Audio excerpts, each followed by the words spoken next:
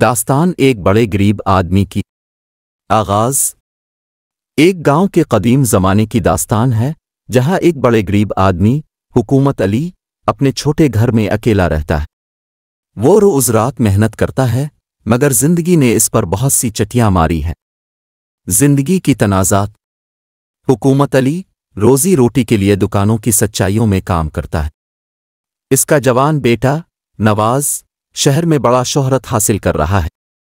حکومت علی نے اپنی زندگی میں ہر مشکل کا سامنا کیا ہے لیکن وہ ہمیشہ الفا مدوحے میں زندگی گزارتا ہے۔ بھٹکنا۔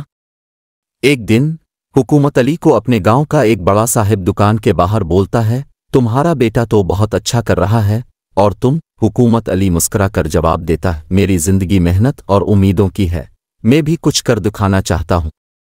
امید کی روشنی۔ حکومت علی نے اپنی محنت اور جدوجہد سے ایک چھوٹی سی دکان کھول لی ہے۔ وہ آموزشی کلاسیں بھی دیتا ہے تاکہ دوسرے لوگ بھی سیکھیں اور ترقی کریں۔ سرفیس۔ دھیرے دھیرے حکومت علی کی دکان مشہور ہوتی ہے اور وہ شہرت حاصل کرتا ہے۔ اس کی زندگی کی سطح بدلتی ہے اور وہ گاؤں کے لوگوں کو بھی ساتھ لے کر آگے بڑھتا ہے۔ سعادت مندی۔ آخری میں حکومت علی کی محنت اور الفا مدوحے نے اسے سعادت مند بنا دیا۔ اس کا بیٹا بھی اس کی مدد کرتا ہے اور گاؤں کی ترقی میں حصہ لیتا ہے۔ حکومت علی کی داستان گاؤں کے لوگوں میں الفا مدوحے کی روشنی بھرتی ہے۔